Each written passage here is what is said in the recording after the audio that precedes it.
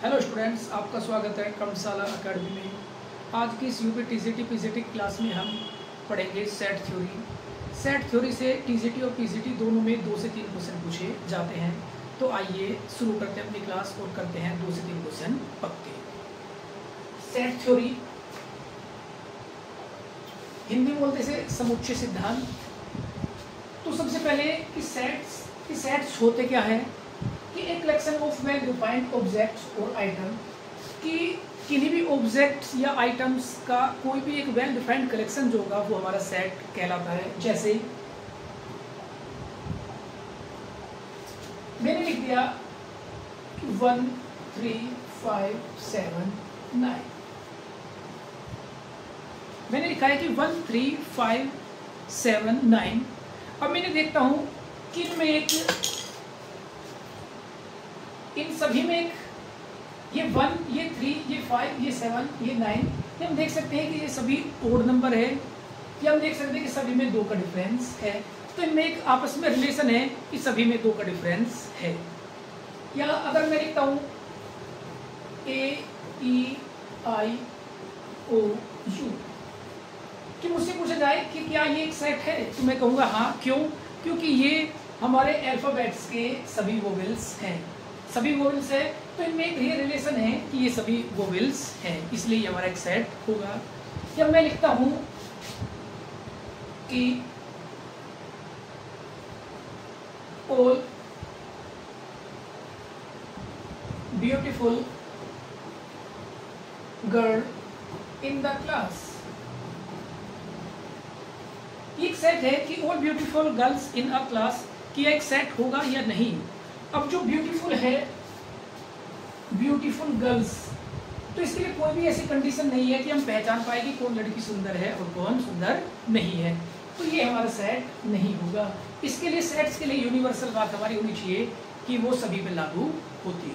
ठीक है। अब इस set can be describe in 2 ways. एक जो सेट होगा वो 2 वेज में डिस्क्राइब हम कर सकते हैं। सबसे पहला रोस्टर फॉर्म बोलते हैं या टेबुलर फॉर्म, कि सेट 2 फॉर्म में लिखा जाएगा। आपने लोगों ने पढ़ा भी होगा कि कहीं पर लिखा होता है, जैसे मैंने लिख दिया 1 2 3 4, और कहीं पर लिखा होगा कि x such that x is equal to n for all n जो है वो पॉजिटिव इंटीजर है और लेस देन और इक्वल टू 4। जो सेट होता है वो इन 2 फॉर्म में लिखा होगा, कहीं पर ऐसा लिखा होगा, कहीं पर ऐसा लिखा होगा। अब जहां पर ये 1 2 3 4 ऐसा लिखा होगा, ये हमारी टेबुलर फॉर्म, टेबुलर यानी टेबल वाली फॉर्म हो जिसमें 1 2 3 डिजिट लिखी हो हमारी, तो ये हमारी टेबुलर फॉर्म होती है, या इसे हम रोस्टर फॉर्म बोलते हैं।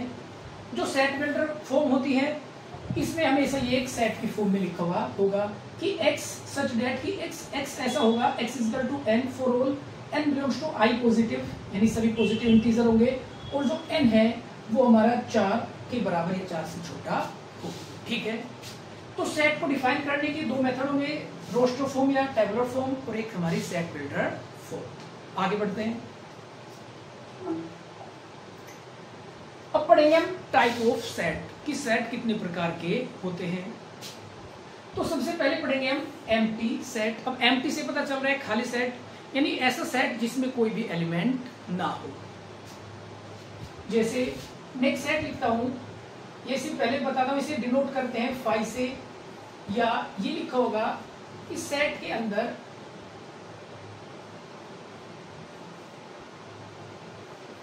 अंदर कुछ भी ना लिखा हो। ये भी हमारा एम्प्टी सेट है, ये भी हमारा एम्प्टी सेट है। या क्वेश्चन देख सकते हैं कि अगर कहीं पर लिखा हो x² + 1 = 0, अब मैं इसकी x की वैल्यू पता करूंगा, तो x = -1 या x = √-1 यानी इमेजिनरी। जो x होंगे रियल नंबर, तो x के हमारे रियल नंबर इसमें नहीं होंगे, इसलिए ये भी मेरा एक एम्प्टी सेट ही होगा। तो एम्प्टी सेट वो सेट होगा जिसमें कोई भी एलिमेंट ना लिखा। ठीक है। आगे बढ़ते हैं। सिंगलटन, नाम से पता चल रहा है सिंगलटन, यानी ऐसा सेट जिसमें केवल एक एलिमेंट हो उसे हम सिंगलटन सेट कहते हैं। जैसे कहीं पर लिखा 1 या कहीं पर लिखो A, या अगर कहीं पर 5 भी लिखा हुआ है, इसका मतलब भी ये सेट के अंदर एक एलिमेंट 5 है, ये भी हमारा सिंगलटन ही होगा। ये सभी हमारे सिंगलटन सेट होंगे। ठीक है, आगे बढ़ते हैं। सबसे पहले इसकी सारी थ्योरी क्लियर करेंगे, उसके बाद अपने क्वेश्चंस देखेंगे। क्वेश्चंस में टीजीटी पीजीटी के जो प्रीवियस ईयर के क्वेश्चन हैं वो मैंने उठाए हुए हैं, तो इस क्लास को करने के बाद आपको प्रीवियस ईयर क्वेश्चन पढ़ने नहीं पड़ेंगे। अब हमसे पूछा गया कि फाइनाइट सेट, देखो ये सभी हमें नाम से पता चल रहा है कि फाइनाइट और इनफाइनाइट। फाइनाइट जो काउंटेबल है, जिन्हें हम गिन सकते हैं, जैसे एक सेट है 1 2 3 4, तो मैं इसमें बता सकता हूं कि इसमें नंबर ऑफ एलिमेंट जो है वो कितने हैं, वो हमारे 4 है, 4 है, तो ये हमारा फाइनाइट सेट होगा।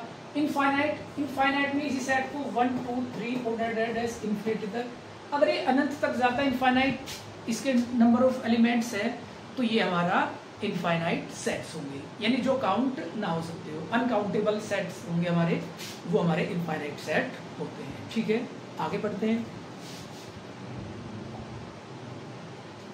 इक्वल सेट और इक्विवेलेंट सेट, यहां से एक क्वेश्चन पूछा जा सकता है कि इक्वल और इक्विवेलेंट लगभग एक समान बात है, लेकिन इनमें थोड़ा सा फर्क है। क्या फर्क है कि अगर एक सेट लिखा हुआ है 1 2 3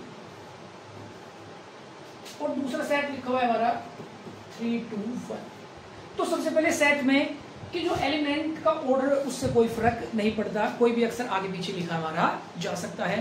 तो जैसे इसमें मैंने 1 2 3 लिखा है, इसमें 3 2 1 लिखा है, तो ये हमारा ऑर्डर से कोई डिफर नहीं होगा। तो इसमें भी 1 2 3 और इसमें भी 1 2 और 3, यानी अगर सारे के सारे एलिमेंट सेम हो, अगर ऑल एलिमेंट्स आर इक्वल, तब हमारा जो सेट होगा वो इक्विवेलेंट सेट होगा। इसके लिए एक most famous question CBSE board, UP board सभी में पूछा जाता है। एक क्वेश्चन बोला जाता है कि ए इज इक्वल टू, एक वर्ड होता है वोल्फ और एक होता है फॉलो, और हमसे पूछा जाता है कि क्या ये इक्वल सेट है। तो मैं देखता हूं कि सेट में प्रॉपर्टी हम पढ़ते हैं कि अगर कोई सेट लिखा हुआ है कि 1 2 3 2 1, तो जो रिपीटेड एलिमेंट्स होंगे उन्हें हम हटा सकते हैं। मैं ए को लिख सकता हूं 1 2 और 3, तो आइए इसे लिखते हैं अब हम। तो जो मेरा वोल्फ होगा ये बनेगा WOLF, और जो मेरा बी होगा ये बनेगा FOLW।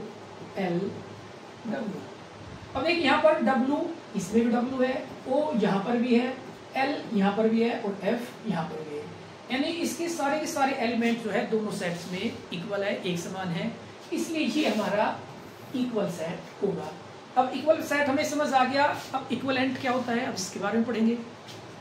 इक्विवेलेंट के लिए हमें देखना है केवल number of element in A is equal to number of element in B, कि मुझे केवल एलिमेंट्स की गिनती करनी है कि इसमें कितने एलिमेंट है और दूसरे में कितने एलिमेंट्स है। ये इसमें जरूरी नहीं है कि दोनों के एलिमेंट सेम ही हो। जैसे मैं ए में लिखता हूं 1 2 3 और बी में लिखता हूं x y z, तो अगर मैं नंबर ऑफ एलिमेंट इन ए देखूंगा तो इसमें भी 3 एलिमेंट है और इसमें भी 3 एलिमेंट है। अगर नंबर ऑफ एलिमेंट इक्वल है तो वो हमारा इक्विवेलेंट सेट होता है। तो डिफरेंस आपको समझ आ गया होगा, इक्वल में एलिमेंट सेम होने चाहिए और इक्विवेलेंट में नंबर ऑफ एलिमेंट सेम हो। ठीक है, आगे बढ़ते हैं, अगला टॉपिक देखते हैं। अब यूनिवर्सल सेट। यूनिवर्सल से आप समझ गए होंगे कि ऐसा सेट जिसमें दिए हुए सभी सेट समाहित हो जाएं। ठीक है, इसे हम बोलते हैं कि फादर ऑफ ऑल सेट्स भी हम इसे बोल देते हैं। जैसे मैंने कहा कि A is equal to 1 2, B is equal to 3 2 4, इन दोनों के लिए एक ऐसा सेट मैं लिखूं, यूनिवर्सल सेट, जो इन दोनों के एलिमेंट्स कंटेन करता हो, तो मैं इसे लिख सकता हूं 1 2 3 4, यानी ये एक एलिमेंट है, ये फादर है किनका, A और B का। इससे हम A के एलिमेंट्स भी निकाल सकते हैं और इससे हम B के एलिमेंट्स भी निकाल सकते हैं। तो जो U होगा यही हमारा यूनिवर्सल सेट होगा, U से इसे डिफाइन करते हैं। ठीक है, आगे बढ़ते हैं। अब बात करते हैं, यहां से मोस्ट इंपोर्टेंट है, एक क्वेश्चन पूछा हमारा जा सकता है, सबसेट, प्रॉपर सबसेट और हमारा पावर सेट। एक क्वेश्चन टीसीटी और पीसीटी में यहां से पूछा जाता है। आइए देखते हैं। इस सबसे पहले बात करते हैं कि सबसेट कितने होंगे। देखो कोई भी एलिमेंट होगा, जैसे मैंने लिख दिया ए इज इक्वल टू 1 2 3। अब इससे कितने सेट हम बना सकते हैं, जितने सेट बनेंगे number of all set is called subset. ठीक है, तो जैसे मैं इसे लिख सकता हूं कि ये 1b, एक सेट ये बन सकता है, मैं इसे बोल दूं b, एक सेट इसका ये बन सकता है 2, एक सेट इसका 1 2। इनमें से जितने सेट बना लूंगा वही मेरे सबसेट होंगे दिए हुए सेट ए के। ठीक है, इसलिए इसे हम सबसेट बोलते हैं। ठीक है, अब ये हमें पता कैसे चलता है कि अगर एक सेट में n एलिमेंट है, यानी number of element in a set A is n, तो नंबर ऑफ सबसेट जो होंगे, नंबर ऑफ सबसेट्स वो होंगे 2 की पावर n। यानी सबसेट पता करने का जो तरीका होगा, वो जितने एलिमेंट्स होंगे वो 2 की पावर n हमें करने होंगे। जैसे एक सेट मुझे गिवन है a इक्वल टू 1 2 3 और मुझसे कहा गया कि इसके सबसेट बताइए। अब मैं देखूंगा कि नंबर ऑफ एलिमेंट इन ए कितने हैं, 3 एलिमेंट हैं, तो टोटल सबसेट कितने बनेंगे हमारे, जो टोटल सबसेट बनेंगे वो 2 की पावर n यानी 2 की पावर 3 8। अब वो 8 होंगे कौन कौन से, आइए उन्हें लिखते हैं। तो सभी में जो हमारा 5 है वो सभी का सबसेट होगा, जो 5 होता है वो सभी का सबसेट होता है। उसके बाद 1 हो सकता है, 2 3, यानी सबसे पहले मैंने इन्हें सिंगल सिंगल लिया है। उसके बाद डबल लिखते हैं, तो 1 2 हो सकता है, 1 3 हो सकता है, 2 3 भी हो सकता है, और अभी सारों को एक साथ लिख लेंगे तो 1 2 3 भी हो सकता है। काउंट करते हैं, 1 2 3 4 5 6 7 8, यानी जो नंबर ऑफ सबसेट होंगे वो हमारे 8 होंगे, जो मैंने आप इस बोर्ड पर लिखे हैं। अब यहीं से क्वेश्चन पूछा जाता है नंबर ऑफ सबसेट। ये क्वेश्चन टीसीटी पीसीटी लेवल का नहीं है। प्रॉपर सबसेट या power set, proper subset mainly पूछा जाता है। तो प्रॉपर सबसेट होता क्या है, देखो यहीं से हम बात आगे बढ़ाएंगे कि अगर किसी सेट के हमें सबसेट पता है और हमसे पूछा जाए कि प्रॉपर सबसेट कितने होंगे, तो प्रॉपर सबसेट जो होंगे वो होंगे जितने हमारे टोटल सबसेट हैं वो 2 की पावर n होंगे। जैसे इसमें कितने हैं, 8 हैं, माइनस इनमें से कौन घटाना होगा, एक तो ये 5,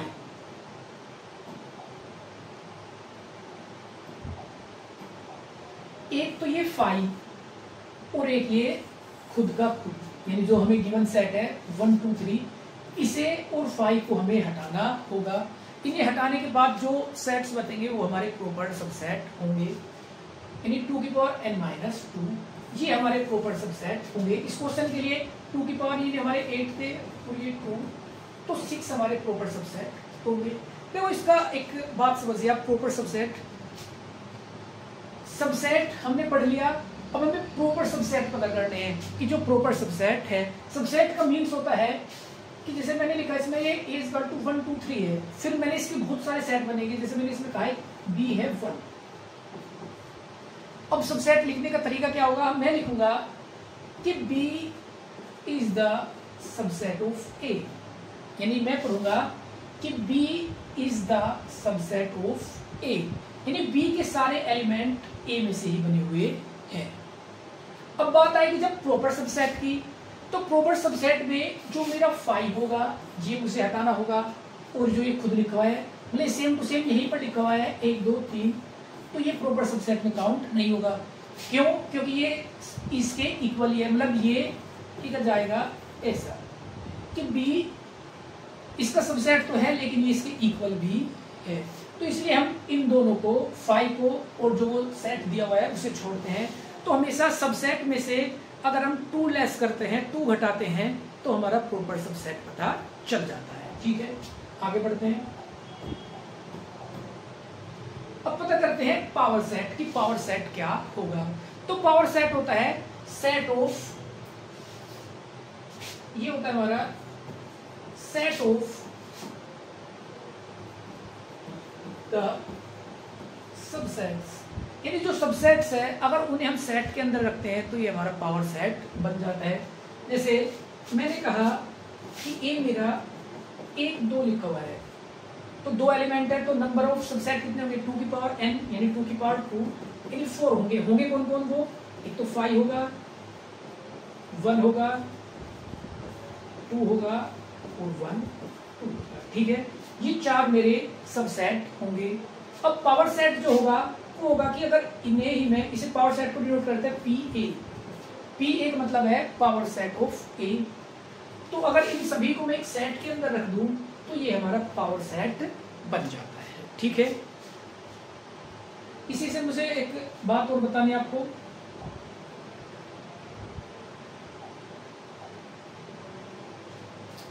देखो अभी हम जब सेट पढ़ेंगे तो इसमें हम पढ़ते हैं 2 शब्द पढ़ेंगे, एक बिलोंग्स, एक डज नॉट बिलोंग्स। एक पढ़ेंगे सबसेट और एक पढ़ेंगे डज नॉट सबसेट। ठीक है, तो इनका फर्क क्या होता है कि अगर कहीं पर ए इज इक्वल टू लिखा हुआ है 1 2 3, ठीक है, तो अगर एलिमेंट होगा तो एलिमेंट हमेशा क्या करेगा, वो बिलोंग्स करेगा। तो 2 बिलोंग्स टू ए या 3 बिलोंग्स टू ए। अगर कहीं पर लिखा हुआ है 2 या 3 लिख दिया मैंने, तो जो 3 होगा वो ए का सबसेट होगा, और सबसेट होगा तो ये हमेशा सबसेट का निशान आएगा 3 सबसेट ऑफ ए। ठीक है, कई बार हमसे पूछा जाता है कि जैसे यही क्वेश्चन वो हमें देगा और ऑप्शन रख देगा कि 2 बिलोंग्स टू ए, फिर लिख देगा 3 बिलोंग्स टू ए, या फिर लिख देगा 5 ए या नन ऑफ दीज। इन्हें अगर मुझसे ये क्वेश्चन पूछा गया है तो मैं इसमें ऑप्शन लगाऊंगा कि क्या 2 एलिमेंट है ए का, बिल्कुल सही बात है। क्या 3 सबसेट है ए का, ये भी सही बात है। 5 सबसेट है, 5 एलिमेंट है ए का, बिल्कुल 5 इसमें नहीं है, तो ये गलत हो गया, नन ऑफ दीज। तो ये 2 ऑप्शन हमारे इसमें सही होंगे। ठीक है, तो हमें ध्यान रखना है कि बिलोंग्स हमेशा एलिमेंट के लिए लगेगा और सबसेट हमेशा सेट के लिए लगेगा। आइए आगे बढ़ते हैं। अब बढ़ते हैं यूनियन ऑफ 2 सेट्स और intersection of 2 set. Set theory की यही जान है, हमेशा हर क्वेश्चन में यूनियन एंड इंटरसेक्शन इंक्लूड होगा, तो इन्हें समझना जरूरी है, आसान है बात है। यूनियन इसे यू से डिनोट करेंगे और इसे हम उल्टे यू से डिनोट करते हैं। ये इंटरसेक्शन का साइन है और ये हमारे यूनियन का साइन है। अब कहीं पर लिखा हुआ है ए इज इक्वल टू 1 2 3 और बी इज इक्वल टू लिख दिया मैंने 2 3 4। मुझसे पूछा जाए कि ए यूनियन बी कितना होगा। देखो यूनियन लिखने का आसान तरीका, सबसे पहले वाले सेट को पूरा का पूरा उतार दीजिए, इसे लिखते हैं हम 1 2 3, यानी ए सेट मैंने पूरा उतार दिया। अब बी के वो एलिमेंट भी इसमें इंक्लूड कर दीजिए जो अभी तक लिखे नहीं गए हैं। 2 मैं लिख चुका हूँ, 3 भी लिखा गया है, 4 नहीं लिखा तो 4 भी लिख लेंगे। ये हमारा इनका यूनियन होगा। तो 2 सेट का जो यूनियन होगा वो ए यूनियन बी होगा और उसमें ए और बी के सभी एलिमेंट्स आ जाएंगे। बात करते हैं इंटरसेक्शन की। अगर मैं ए इंटरसेक्शन बी पता करूंगा, इंटरसेक्शन का मतलब होता है कि दोनों के कॉमन एलिमेंट, वो एलिमेंट्स लिखेंगे जो दोनों में कॉमन हो। जैसे देखो यहाँ पर 2 लिखा हुआ है, यहाँ पर 2 लिखा हुआ है, तो 2 कॉमन में आएगा। यहाँ पर 3 और ये भी 3, जो ए इंटरसेक्शन बी होगा वो 2 कॉमन 3 हमारा होगा। इंटरसेक्शन का मतलब कॉमन और यूनियन का मतलब सभी का कलेक्शन, यानी कोई भी एलिमेंट बच ना पाए, सभी एलिमेंटों का जो कलेक्शन होगा वही हमारा यूनियन होगा। ठीक है, आगे बढ़ते हैं। देखो ये चीजें ये आसान है, लेकिन जो क्वेश्चन बनेंगे वो यूनियन इंटरसेक्शन के ही बनते हैं। आइए, डिसजॉइंट सेट। डिसजॉइंट का हिंदी का मतलब होता है अलग अलग, यानी कौन से सेट हमारे डिसजॉइंट होंगे, यानी अलग अलग होंगे। अब ये कुछ बातें पढ़ के आए थे कि इक्वल सेट क्या होगा या इक्वलेंट सेट। अब हमने इक्वल सेट पढ़ा है, तो अब हमें पढ़ना है डिसजॉइंट सेट। अब डिसजॉइंट सेट का मतलब होगा कि ए और बी में कोई भी कॉमन ना हो, यानी ए के एलिमेंट सभी अलग हो और बी के एलिमेंट सभी अलग हो, तो वो हमारा डिसजॉइंट सेट कहलाता है। यानी जो दोनों का इंटरसेक्शन होगा, दोनों का जो घनिष्ठ एलिमेंट या तत्व होंगे वो हमारे जीरो हो। जैसे मैं ए को लिखता हूँ 1 2 और बी को लिखता हूँ x y z, तो क्या इनमें, वैसे तो मैं अगर ऐसे देखूं, क्या दोनों में कोई एलिमेंट कॉमन है? बिल्कुल नहीं है। या इन दोनों का जो इंटरसेक्शन होगा वही कॉमन नहीं है, वो 5 होगा, 5 होगा, तो इसका मतलब ये डिसजॉइंट सेट होंगे। पेपर में क्वेश्चन पूछ लिया जाता है कि 4 ऑप्शन होंगे और उनमें से पूछ लिया जाएगा कि कौन इनमें से डिसजॉइंट है। ठीक है, आगे बढ़ते हैं। डिफरेंस ऑफ टू सेट या और एक सिमेट्रिक डिफरेंस। ये डिफरेंस ऑफ सेट्स ये मोस्ट इंपोर्टेंट टॉपिक है, इससे क्वेश्चन हमारे बनते हैं। तो आइए कैसे बनते हैं, करते हैं। देखो, अगर एक सेट मुझे गिवन है ए इक्वल टू 1 2 3, एक दूसरा सेट गिवन है 2 3 4 5, कुछ भी हो सकता है, और मुझे कहा गया है कि आप पता करिए a माइनस बी। मैं a माइनस बी भी पता कर सकता हूँ और b माइनस ए भी पता कर सकता हूँ। तो 1 2 3 में से घटाना है हमें 2 3 4 5। तो इसे घटाने के लिए सबसे आसान तरीका है, सबसे पहले जो दोनों के कॉमन एलिमेंट है उन्हें कट करिए। 2 कैंसिल 3 कैंसिल, यही कॉमन एलिमेंट थी, मैंने कट कर दी। अब जो पहले वाला सेट है उसके जितने एलिमेंट बचे होंगे वही हमारा इनका डिफरेंस होगा, यानी यहाँ पर बचा है केवल 1, और यही मेरा a माइनस बी होगा। ठीक है, अगर मुझसे कोई पूछे कि b माइनस ए क्या होगा, तो सबसे पहले आगे लिखूंगा मैं b, फिर माइनस करूंगा a, 1 2 और 3, 2 हट जाएगा, 3 हट जाएगा, आगे वाले सेट में जो बचेंगे वो 4 5, ये मेरा b माइनस ए होगा। अब मैं देख पा रहा हूं कि a माइनस बी मेरा 1 है और b माइनस ए मेरा 4 5 है। तो दो सेट्स के लिए ये जरूरी नहीं है कि a माइनस बी और b माइनस ए इक्वल हो। ये बात आपको याद रखनी है कि दोनों का डिफरेंस अगर इनके ऑर्डर चेंज करते हैं तो ये इक्वल नहीं होते, या जो हम बोलते हैं कम्युलेटिव प्रॉपर्टी होल्ड नहीं होती इसमें। ठीक है, अब ये a माइनस बी हो गया, या इसे हम एक तरीके से और समझ सकते हैं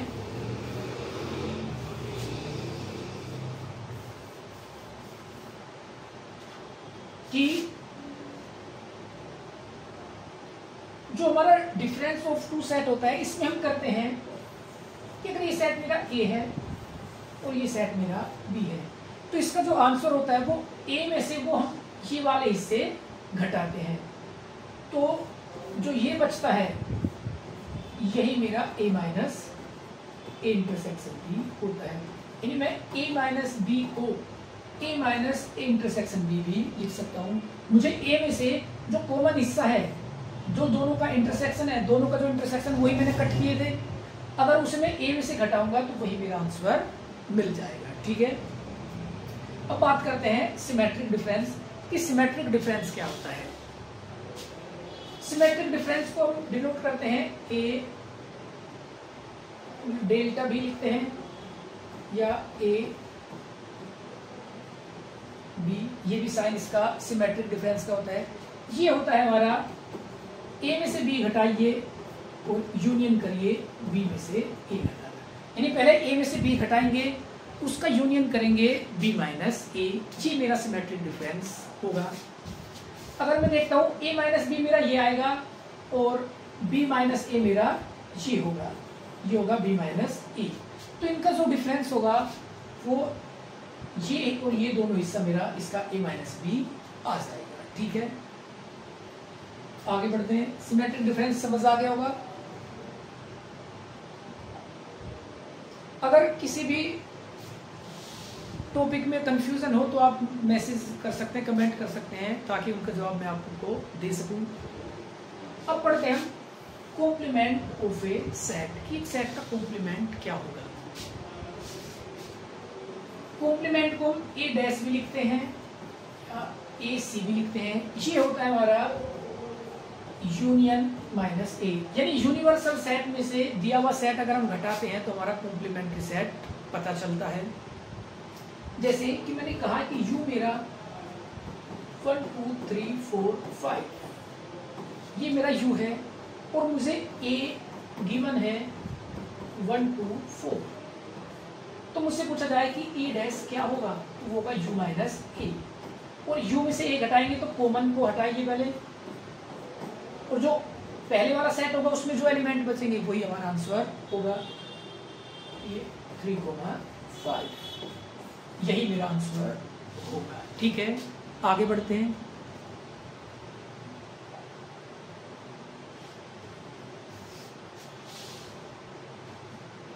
ये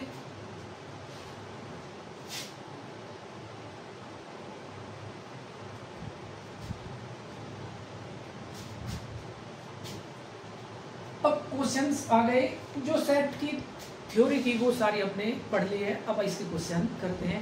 जो थ्योरी पढ़ी है उन्हीं की मदद से इन क्वेश्चनों को हम सोल्व करेंगे। इसने कहा है कि ये हमारा सेट बिल्डर फॉर्म में लिखा है कि x x such that x is multiple of 3, यानी जो a में एलिमेंट होंगे वो कौन होंगे, वो 3 की मल्टीपल होंगे, 3 6 9 आगे तक।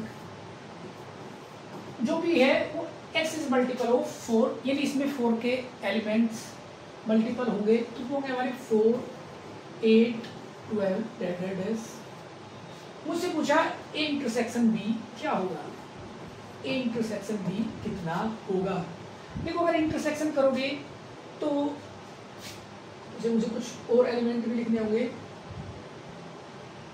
9 के बाद 12 15 18 डेड और 18 21 24, ये ऐसे चलेंगे।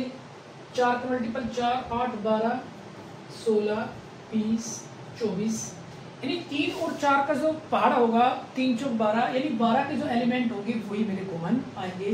यानी एक तो 12 कॉमन दिखेगा दोनों में, फिर हमारा 24 कॉमन दिखेगा, उसके बाद 36 कॉमन दिखेगा। यानी जो इंटरसेक्शन भी होगा वो हमारा 12 24 36, ये हमारा आंसर होगा, यानी option number C is correct.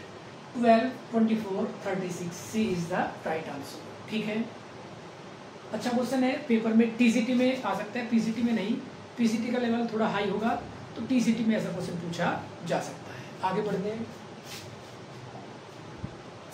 कि set A have 4 elements and B have 6 element, then minimum number of elements in A union B. इसने कहा कि ए में 4 एलिमेंट्स है, number of element in A 4 और number of element in B is 6, तो minimum number of element in A union B, A union B में मिनिमम कितने होंगे।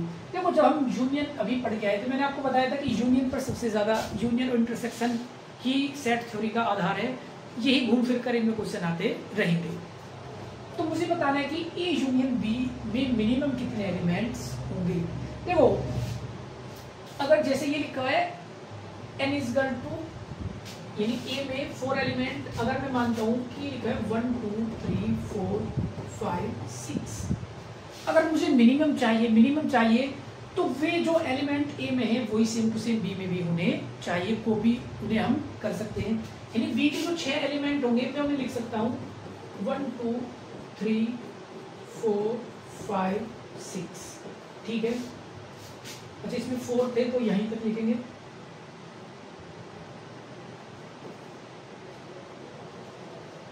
इसमें 1 2 3 4, पहले में 4 एलिमेंट होंगे, दूसरे में 1 2 3 4 5 6। मिनिमम के लिए जो पहले के एलिमेंट है वही अगर सारे के सारे में बी में लिख लूं तो इससे हमें यूनियन का मिनिमम पता चलेगा। अब अगर मैं इनका यूनियन करूंगा तो कितना जाएगा, वो हमारा 1 2 3 4 5 6, यानी सेट बी ही हमारा आ जाएगा। और सेट बी में कितने एलिमेंट है, सेट बी है 6 एलिमेंट, तो जो हमारा minimum number of element in A union B होगा वो option number B is correct, यानी 6 एलिमेंट हमारे मिनिमम होंगे। अब इस क्वेश्चन में हमसे पूछा गया है मिनिमम, मैक्सिमम भी पूछा जा सकता है। तो मैक्सिमम पता करते हैं। मैक्सिमम कब होगा कि जब ए के एलिमेंट अलग हो और बी के एलिमेंट अलग हो। यानी मैं ए को तो 1 2 3 4 लिखता हूं और बी को लिख लूं 5 6 7 8 9 10, 6 एलिमेंट हो गए। अगर मैं अब ए यूनियन बी करूंगा तो वो 1 से लेके और 10 तक, यानी number of element A union B होंगे वो हमारे 10 होंगे। यानी मैक्सिमम में दोनों जुड़ जाएंगे और मिनिमम में जो हमारी बड़े वाली संख्या है वो हमारा आंसर होगा। ए में 4 एलिमेंट्स थे, बी में 6 एलिमेंट थे। मिनिमम पूछा है तो जो बड़े वाला है वही मेरा आंसर होगा। तो option number B is correct, C is right. ठीक है, अगला क्वेश्चन देखते हैं। ये बेहतरीन क्वेश्चन है, यूपी पीसीटी 2016 में क्वेश्चन पूछा गया है। तो आइए देखते हैं, पीसीटी का क्वेश्चन है तो थोड़ा अच्छा क्वेश्चन होगा कि जो सेट ए है मेरा वो लिखा है 4 की पावर n माइनस 3n-1 और n हमारे नेचुरल नंबर है। तो भरते हैं। अगर मैं a इक्वल टू 1 लिखूंगा, 1 लिखने पर ये आएगा 4 माइनस 3 माइनस 1 यानी 0। अगर n की वैल्यू हम 2 लिखेंगे तो 4 का स्क्वायर 16 माइनस 6 माइनस 1 तो फिर आ जाएगा 9। अगर 3 लिखेंगे तो 4 की पावर 3 4 चौक 16 64 और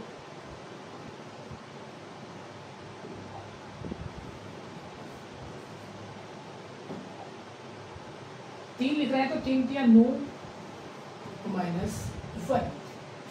ठीक है, तो 64 माइनस 10 54 यानी आ जाएगा 0 9 54 रेड आगे तक। ठीक है, अब लिखते हैं बी को। बी हमारा दिया हुआ है 9n-1। इसमें भी वही n की वैल्यू 1 2 3 4 भरते हैं। तो ये एलिमेंट्स आएंगे मेरे। अगर 1 लिखेंगे तो 1 माइनस 1 0 तो 0 × 9 0। 2 लिखेंगे तो 2 माइनस 1 ये 9। 3 लिखेंगे तो 2 18 फिर 27। मतलब 9 का जो टेबल है वो हमारा कंटिन्यू आगे हो रहा है। 45 54 रेड। अब मैं देख पा रहा हूं कि ए में मेरा 0 9 54 और आगे एलिमेंट्स आएंगे। बी में मेरे 0 9 18 27 36 45 54 हमारे आ रहे हैं। यानी मुझे दिख रहा है कि जो बी है वो मेरा बड़ा एलिमेंट है। यानी ए की जितने भी एलिमेंट है वो सब बी में लाइज करते हैं। इस मतलब A is the subset of B. यानी जहां पर ये बात लिखी हुई है वही मेरा आंसर होगा। यानी ए जो है वो बी का सबसेट है। तो option number A is correct. यही पर लिखा हुआ है कि A is the subset of B. ठीक है, अच्छा क्वेश्चन है, बेहतरीन क्वेश्चन है और यूपी पीसीटी 2016 में भी ये पूछा गया है। तो पेपर में आने की इसकी पुनः संभावना है। ठीक है, आगे देखते हैं नेक्स्ट क्वेश्चन।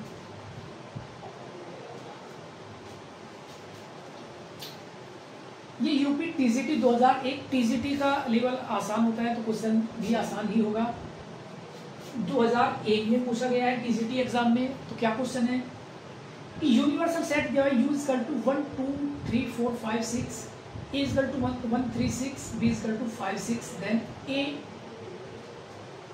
इंटरसेक्शन B का डैश। ठीक है, चलो करते हैं। तो सबसे पहले पता करते हैं A और B का इंटरसेक्शन। A और B का इंटरसेक्शन कॉमन इसमें क्या लिखा हुआ है, केवल इसमें लिखा हुआ है 6। इंटरसेक्शन B जो है वो लिखा हुआ है 6। अब इसका मुझे डैश करना है तो जिसका डैश करते हैं वो होता है U माइनस वही एलिमेंट। यानी जो A इंटरसेक्शन B का जो डैश होगा वो U माइनस इंटरसेक्शन B होगा। अब U में मेरे 1 2 3 4 5 6 लिखा हुआ है, उसमें से मैं केवल 6 घटाऊंगा तो C हट जाएगा। तो आंसर क्या होगा 1 2 3 4 5। यही मेरा आंसर होगा और option number A is correct. A में ये आंसर हमारा दिया हुआ है। ठीक है, टीजीटी में था, आसान क्वेश्चन है। वही यूनिवर्सल इंटरसेक्शन या कॉम्प्लीमेंट सेट वाली थ्योरीज में हमारी लागू हुई है, वही अप्लाई हम इसमें। ठीक है, आगे देखते हैं, नेक्स्ट क्वेश्चन पे चलते हैं। ये भी यूपी टीजीटी 2001 का ही क्वेश्चन है कि हमें ए गिवन है, बी गिवन है, सी गिवन है, then A union B intersection C. इसका जवाब आप मुझे कमेंट में बताना कि इसका आंसर क्या होगा। इसे मैं स्किप करता हूँ। टीजीटी और नॉर्मल क्वेश्चन है, ये आप मुझे बता सकते हैं। आगे बढ़ते हैं। क्वेश्चन में मैंने टीजीटी पीजीटी के सभी क्वेश्चन इंक्लूड किए हैं। उसके अलावा भी जो बेहतरीन क्वेश्चन है जो एग्जाम में आ सकते हैं वो सभी क्वेश्चन मैंने इसमें इंक्लूड किए हैं। आसान से आसान और हैवी से हैवी क्वेश्चन भी मैंने इसमें लिए हुए हैं। ठीक है, काफ़ी क्वेश्चन है, लगभग 40 के आसपास क्वेश्चन है। तो आइए करते हैं। Which of the following cannot be the number of element in the power set of any finite set? देखो इसने पूछा मुझे कि किसी सेट के पावर सेट में से इनमें से कौन सा एलिमेंट्स नहीं हो सकता। तो देखो मैंने आपको पढ़ाया था कि जो पावर सेट होता है उसमें क्या लिखा होता है, उसमें लिखे होते हैं उसके सबसेट। जो हमारा सेट है उसके जो सबसेट होंगे वही हमारे यहाँ पर लिखे होते हैं और वो हमारा 2 की पावर n के इक्वल होते होंगे। तो जो 2 की पावर n यानी यहाँ पर वे एलिमेंट होंगे जो 2 की पावर में आते हो। यानी यहाँ पर 5 भी आ सकता है 2 की पावर 0, या 2 की पावर 1 करेंगे तो 2 भी हो सकता है, 2 की पावर 2 करेंगे तो 4, या 2 की पावर 3 करेंगे तो 8, 2 की पावर 4 करेंगे तो 16, 2 की पावर 5 करेंगे तो 32। यानी सभी वो एलिमेंट्स आएंगे जो 2 की पावर में हो। अब मैं ऑप्शन देखता हूं तो 16 2 की पावर 4 बनता है तो ये सही है, 8 2 की पावर 3 ये भी सही है, 32 2 की पावर 5 ये भी सही है, 26 ये हमारा इसमें नहीं आ सकता।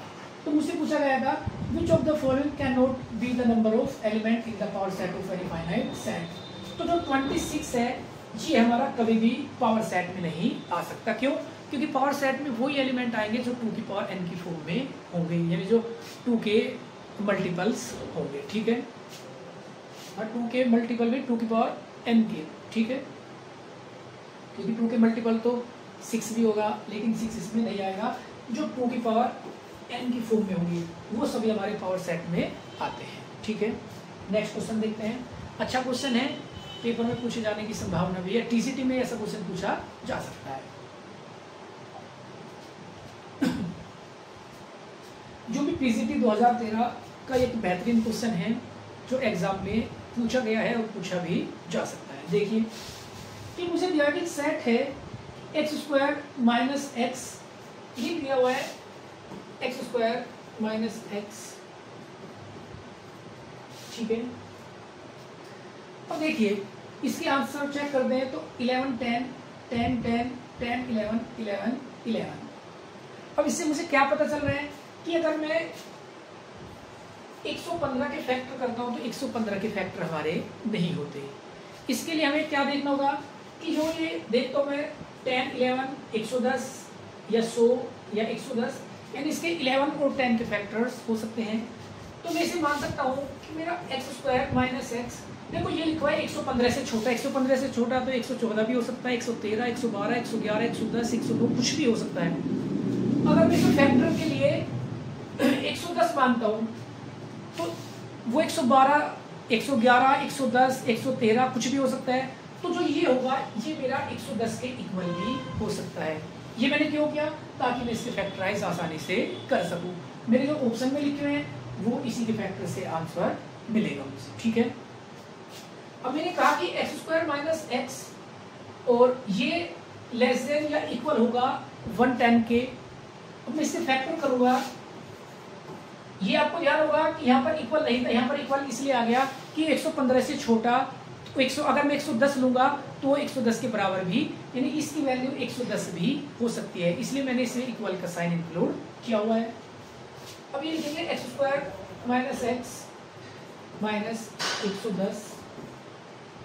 अब 110 के फैक्टर होंगे 11 गुना 10, तो ये बन जाएगा हमारा x² minus 11x plus 10x minus 110। ठीक है, इन दो में कॉमन लेंगे तो x माइनस 11, यहाँ पर 10 कॉमन लेंगे तो x माइनस 11, ये बन जाएगा x माइनस 11 तो x प्लस 10। ठीक है, अब ये सोल्व करना आपको इनइक्वालिटीज जो हम पढ़ते हैं उसमें हमें सोल्व करना सिखाया जाता है कि इसमें किसकी वैल्यू कितनी होगी। सोल्व कैसे करते हैं आइए आपको बताता हूँ। देखो अगर यहाँ से हम x की वैल्यू निकालेंगे तो एक तो 11 आएगा और एक -10 आएगा। सबसे पहले इसे नंबर लाइन पे प्लॉट करेंगे तो यहाँ पर -10 रखते हैं और यहाँ पर 11 रखते हैं। अब x की वैल्यू 11 से बड़ी अगर हम रखते हैं, अगर इस रीजन फर्स्ट की बात करेंगे, ये रीजन फर्स्ट है, ये रीजन सेकंड, ये रीजन थर्ड। अगर रीजन फर्स्ट की हम बात करते हैं, अगर 11 से बड़ी कोई भी मैं संख्या भरता हूँ, अगर 11 से बड़ी संख्या भरूंगा तो ये पॉजिटिव है, यानी इसकी जो वैल्यू आएगी वो पॉजिटिव आएगी। ठीक है, अब इसमें आपको बात भी पता होगी कि ये जो हमारे होते हैं ये हमारे अल्टरनेट वेविक्रॉन मेथड में बताया जाता है हमें कि अगर एक पॉजिटिव आ गया तो ये अल्टरनेट, ये पॉजिटिव है तो ये नेगेटिव है, ये पॉजिटिव, या हम इसे चेक भी कर सकते हैं। अगर ये पॉजिटिव है तो ये नेगेटिव होगा और ये पॉजिटिव होगा। अब मुझसे पूछा गया है कि इसकी वैल्यू 0 से छोटी, यानी इसकी वैल्यू नेगेटिव कहाँ पर होगी, तो इसकी वैल्यू नेगेटिव कहाँ पर होगी, यहाँ पर। यानी मुझे केवल रीजन सेकंड ही लेना है, यानी इसमें जो मेरा x होगा वो -10 से लेकर, और इक्वल का भी साइन है तो इक्वल भी होगा, और 11 के बराबर ये मेरा x होगा। ऑप्शन नंबर -10 और x = option number C is correct. अच्छा क्वेश्चन है, एक बार फिर से समझिए कि दिया होता है x² - x और लेस देन 115। अब मैं देखता हूँ अगर मैं 115 के फैक्टर करता हूँ तो इसके फैक्टर नहीं होंगे, तो मैंने इसके पास ऑप्शन से मुझे पता चल पा रहा है कि किस ये इसके फैक्टर मुझे क्या लेने हैं, चाहे तो मुझे 11 10 110 लेना है, या 100 लेना है, या 121। तो 121 तो हम लेंगे ही नहीं क्योंकि 115 से कम रखना है, तो मुझे 110 या 100 मुझे लेना है। अगर मैं 110 लेता हूं तो मैं अगर 110 लूंगा तो ये इक्वल भी मुझे रखना होगा, क्योंकि ये 115 से छोटा है तो 114 113 112 कुछ भी हो सकता है। अगर वो 110 होगा तो उसके इक्वल भी होगा। इसके फैक्टर करते हैं तो ये हमारा आ जाता है यहाँ पर। अब ये इक्वालिटीज को सोल्व करने का तरीका होता है कि इसके सबसे पहले क्रिटिकल पॉइंट पता करते हैं। यहाँ से x की वैल्यू 11 आएगी, यहाँ से x की वैल्यू -10 आएगी, दोनों को नंबर लाइन पर प्लॉट कीजिए, रीजन बनाइए। अब इस रीजन नंबर 1 की बात करेंगे, 11 से बड़े रखने पर ये पॉजिटिव, और ये अल्टरनेट चलते हैं हमेशा, ये पॉजिटिव है तो ये नेगेटिव होगा, ये पॉजिटिव होगा, इसे आप चेक भी कर सकते हैं। अब मुझे यहाँ पर देखना, यहाँ पर लिखा होता है कि ये 0 से छोटे यानी नेगेटिव, तो नेगेटिव कहाँ पर है, यहाँ पर, तो मुझे ये हिस्सा लेना होगा। अगर यहाँ पर साइन ये होता, अगर बाई चांस यहाँ पर ये साइन होता तो फिर मेरा x कहाँ लाइज करता, फिर मेरा x लाइज करता इसमें और इसमें, तब मैं आंसर बताता -∞ टू ये और +∞ टू ये, तब मेरा जो x बिलोंग्स करता वो बिलोंग्स करता -∞ टू -10 और यूनियन 11 टू +∞, तब मेरा आंसर ये होता। और अगर इक्वल का साइन होता तो यहाँ क्लोज ब्रैकेट आ जाता। ठीक है, ये मैंने इक्वल वाला नहीं लिखा है तो इसलिए दोनों ओपन ब्रैकेट मेरे होंगे। क्वेश्चन बेहतरीन है और पेपर में ऐसा क्वेश्चन आने की संभावना फिर से है, तो इस क्वेश्चन को आप तैयार करके चाहिए। ठीक है, आगे बढ़ते हैं।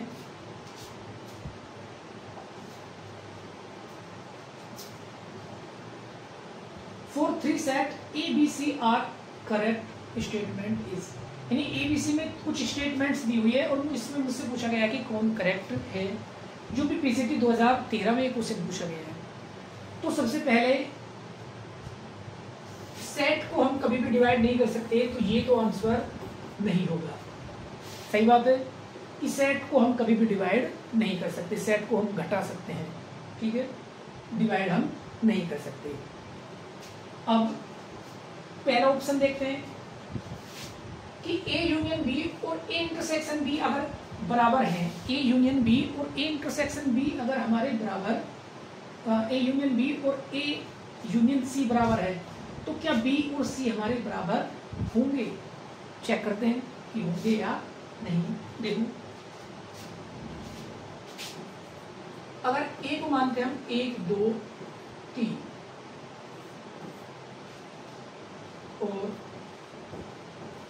बी को मानते हैं 3 4 5, ठीक है। सी को मानते हैं इंटरसेक्शन सेम आना चाहिए, सी को ले रहे हैं हम 1 3, बस यही लेते हैं। तो आप ए और बी का यूनियन करिए। अगर ए और बी का यूनियन करेंगे हम तो 1 2 3, और यहां से 3 आ गया, 4 और 5,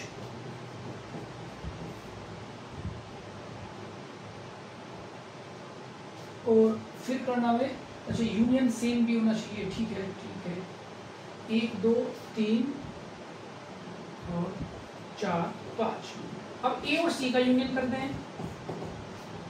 ए और सी का यूनियन हम देखेंगे तो ये आएगा हमारा 1 2 3, अब 1 यहां से आ चुका, 3 भी आ चुका, तो 4 और 5। अब आप देखिए कि ए यूनियन बी और ए इंटरसेक्शन बी इक्वल है, यानी ये बात जो मैंने दी हुई है ये मैंने मान ली कि ए यूनियन बी और ए यूनियन सी इक्वल है। लेकिन क्या बी और सी इक्वल है? बी में मैंने 3 4 5 माना है और सी में मैंने 1 3 4 5 माना है, तो ये इक्वल नहीं होंगे, यानी ये वाला ऑप्शन भी हमारा गलत है। अब बात करते हैं इंटरसेक्शन की कि क्या इंटरसेक्शन में भी ऐसा हो सकता है, चेक करते हैं।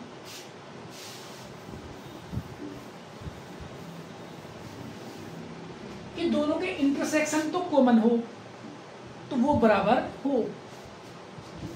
अगर मैं ए को बोलता हूं 1 2 3, बी को बोलते हैं इंटरसेक्शन करने मुझे 2 और 3, सी को बोलते हैं इंटरसेक्शन मुझे बराबर दिखाने हैं,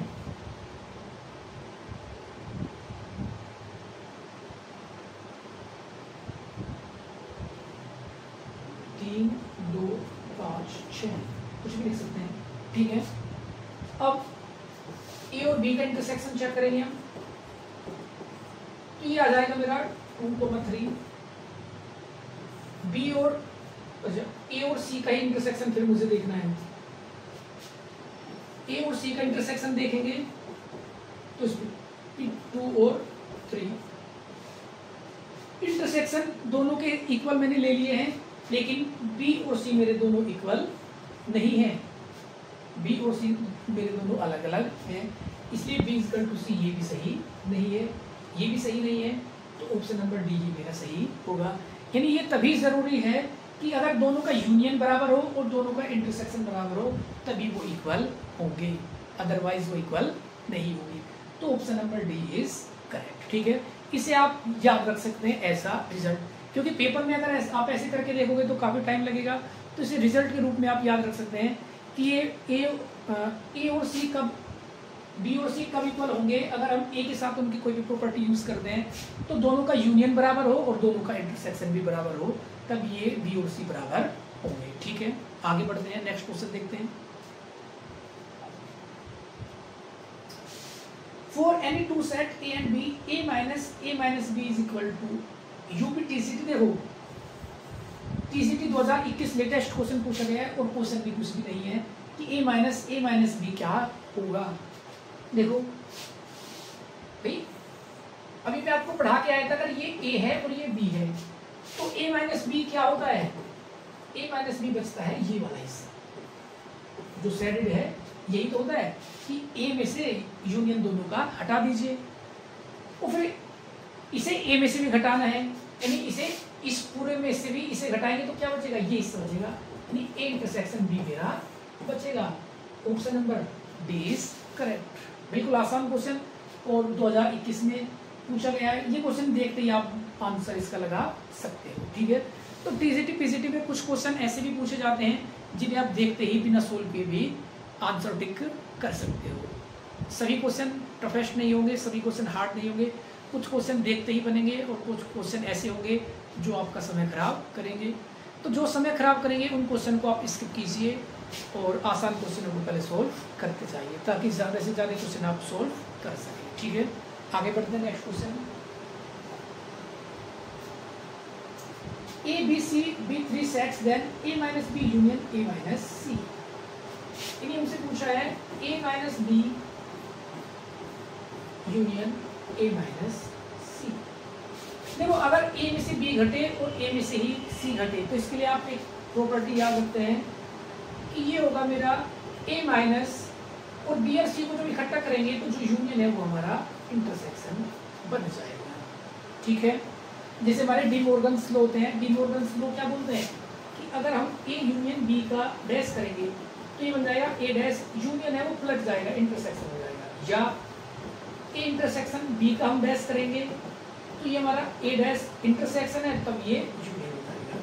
तो यहाँ पर भी ऐसे ही होता है कि a माइनस बी और a माइनस सी अगर हमारा लिखा है तो अगर मैं a माइनस लिखूंगा इन दोनों को इकट्ठा करूंगा तो जो ये यूनियन का साइन है वो मेरा चेंज हो जाएगा। अगर ये ऐसे लिखा हुआ होता a minus B intersection a minus C तब ये हो जाता a माइनस बी इंटरसेक्शन है तो यूनियन बन जाता। ये मेरा आंसर होता। ठीक है, तो ये कहाँ पर लिखा हुआ है? Option number D is correct. इसका ऑप्शन डी ही हमारा सही होगा। इसे भी आप थ्योरम की तरह याद रख सकते हैं, ये डी मॉर्गन्स लॉ से हमारे बनते हैं। ठीक है, नेक्स्ट क्वेश्चन देखते हैं। सेट थ्योरी के अधिकतम टॉपिक, मैक्सिमम टॉपिक सभी मैंने कवर किए हुए हैं और उन पर जितने क्वेश्चन मैक्सिमम बन सकते हैं वो सभी मैंने इस क्लास में इंक्लूड किए हुए हैं। तो इस क्लास के बाद आपको सेट थ्योरी दोबारा पढ़ने की आवश्यकता नहीं होगी। ठीक है, यूपी पीसीटी 2000 का क्वेश्चन है कि x बिलोंग्स टू z और x is divisible by 2, b है मेरा x इज डिविजिबल बाय 4 और c है मेरा x इज डिविजिबल बाय 6। तो इंटरसेक्शन पूछा, तो इंटरसेक्शन तो इन्हीं का इंटरसेक्शन आप 2, 4, 6 का इंटरसेक्शन क्या होगा? 12। 2, 4, 6 का जो इंटरसेक्शन होगा वो 12 ही तो होगा। क्यों? क्योंकि इसमें कौन एलिमेंट लिखे होंगे? इसमें लिखे होंगे 2, 4, 6, इसमें लिखे होंगे 4, 8, 12, इसमें लिखे होंगे 6, 12। तो देखो यहाँ पर भी 12 होगा, 12 यहाँ पर भी है, 12 यहाँ पर भी है, यानी जो 12 का पहाड़ा है वो इसके तीनों के कॉमन एलिमेंट होंगे। तो x इज डिविजिबल बाय 12, यही मेरा आंसर होगा। अगर मैं 4 लिखूंगा तो इसमें 6 वाले नहीं आएंगे, मैं 12 लिखूंगा तो वो आ जाएंगे, 24 लिखूंगा तो वो भी आ जाएंगे, लेकिन उसमें 12 जो है वो छूट जाएगा, 12 छूट जाएगा, 36 छूट जाएगा, तो 24 भी हम ये नहीं लेंगे। तो option number A is correct. ठीक है, अच्छा क्वेश्चन है और आसान क्वेश्चन है, लेकिन पेपर में बच्चों को समझ नहीं आता कि ये करना कैसे है। देखते ही ये क्वेश्चन आप लगा सकते हो। नेक्स्ट क्वेश्चन देखते हैं। अच्छा देखो, ये एक बहुत बेहतरीन टॉपिक है, पेपर में ये क्वेश्चन पूछा जाता है।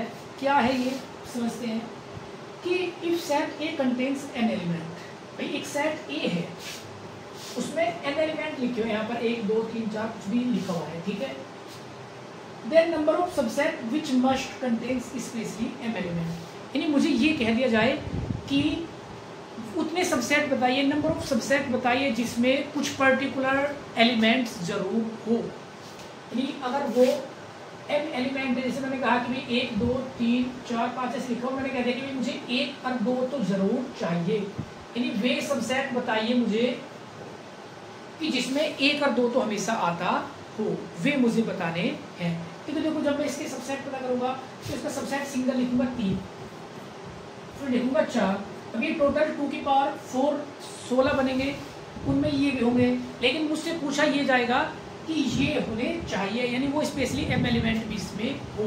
तो इसका जो ट्रिक है, इसके लिए जो आसान है वो होता है, ये होता है 2 की पावर n माइनस m, यानी हम कर देंगे 2 की पावर n माइनस जितने एलिमेंट हमें चाहिए वो उसमें से हम घटा देंगे। कैसे? एक क्वेश्चन दिया हुआ है, एक एलिमेंट है a इक्वल टू 1, 2, 3, 4, 5, 6, कितने एलिमेंट इसमें 6, यानी n इक्वल टू मेरा दिया हुआ है 6। Number of subset which contains 1, 2, 3, यानी मुझे वो सबसेट बताने हैं जिसमें 1, 2, 3 तो हो, यानी m कितना दिया हुआ है मेरा 1, 2, यानी 3 एलिमेंट मेरे ऐसे हैं जो मुझे हमेशा चाहिए।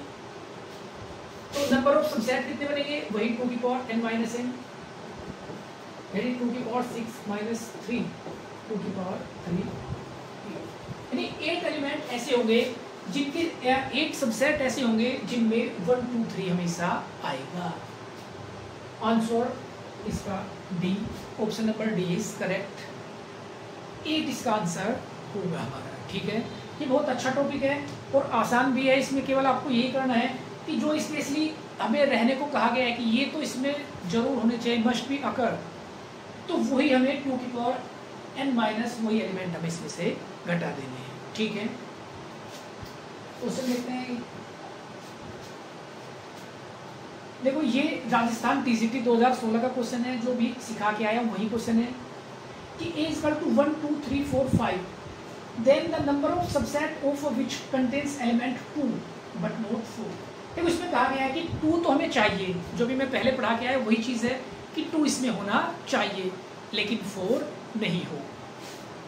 तो जब हमसे पूछा जाए कि एलिमेंट्स की कुछ स्पेशल एलिमेंट हो और कुछ स्पेशल एलिमेंट नहीं हो, तो इसके लिए सबसे पहली बात कि जो एलिमेंट नहीं होना चाहिए उसे अपने सेट में से ही हटा दीजिए। तो जो ए होगा उसे मानते हैं 1 2 3 4 5। भाई अगर हमें 4 लेना ही नहीं है तो 4 को हम अपने एलिमेंट सेट्स में रखे ही क्यों। तो जो ए होगा मैं उसे मानता हूँ 1 2 3 5। अब मुझे केवल 2 रखना है, यानी n तो मेरे कितने हैं 4, और केवल मुझे एक एलिमेंट 2 मुझे रखना है। तो ऐसे कितने सबसेट होंगे, ऐसे नंबर ऑफ सबसेट कितने होंगे, वो 2 की पावर n माइनस m, यानी 2 की पावर 4 माइनस 1, यानी 2 की पावर 3, 2 की पावर 8। 8 ऐसे एलिमेंट होंगे जिसमें 2 तो होगा 4 नहीं होगा। ये बहुत बेहतरीन ट्रिक है और ये आसान क्वेश्चन है अगर आपको इन्हें करना आता है। अगर आप इन्हें सीख जाएंगे तो फिर ऐसा कोई भी क्वेश्चन आपको मुश्किल नहीं लगेगा। इसमें ऐसा भी पूछा जा सकता था कि अगर a इक्वल टू 1 2 3 4 5 और वो ये कह दे कि 1 2 तो आए और 4 नहीं आए या 4 5 नहीं आए, तो इसके लिए और भी आसान आप ये बात रख सकते हैं कि जो आने हैं और जो नहीं आने हैं वो सभी एक साथ जोड़ दीजिए। तो 1 2 3 4 यानी n तो है 5 एलिमेंट, और जो आने और नहीं आने वो टोटल है 4। तो नंबर ऑफ सबसेट जो बनेंगे वो 2 की पावर n माइनस m, यानी 2 की पावर 5 माइनस 4, 2 की पावर 8, यानी केवल 2 ही ऐसे एलिमेंट होंगे जिसमें 1 और 2 तो होंगे, 4 5 नहीं होंगे। ठीक है, चलिए आगे बढ़ते हैं।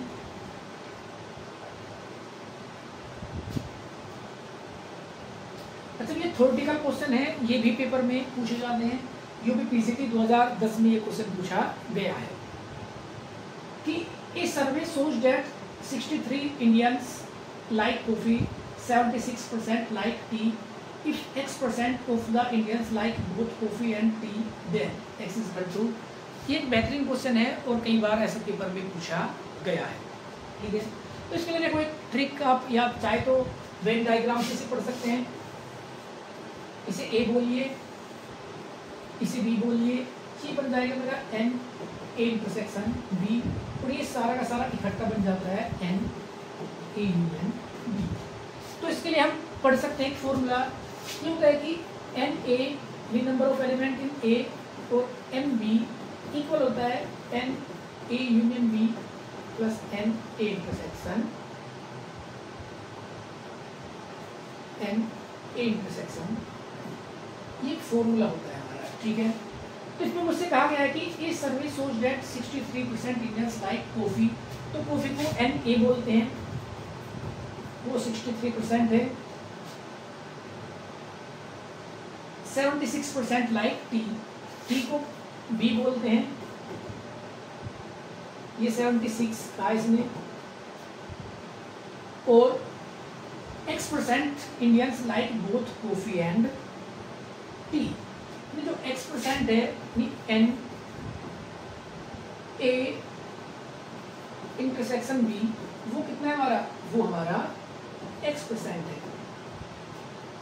अब टोटल कितना हो सकता है हमारा, 100% हो सकता है, यानी ये इसमें हमें अपने आप ही मानना है कि n a यूनियन b हमारा 100% होगा। ठीक है, तो फॉर्मूला अप्लाई करेंगे तो n a 63, n b 76, x plus 100, या x जो होगा ये 6 और 3 9 और 7 6 13 माइनस 100 यानी 30। यानी जो x है वो मेरा 39 आ गया, यानी कि जो मेरा ये है ये 39 होंगे। यानी 39 तो ऐसे हैं जो कॉफ़ी और चाय दोनों को पसंद कर रहे हैं। अब मुझसे पूछा गया था, अच्छा मुझे कुछ ऑप्शन दिए हुए हैं कि x 39, आंसर 39 आया है, 63 39 से ज़्यादा होगा और 63 से कम होगा, और नन ऑफ दीज। तो देखो इसका आंसर क्या होगा उसे समझने के लिए एक बात समझिए आप। तो ये है 39, इधर ए को कॉफी बोलते हैं और इसे टी बोलते हैं, यहाँ 63, तो 63 इसमें से घटाएंगे हम,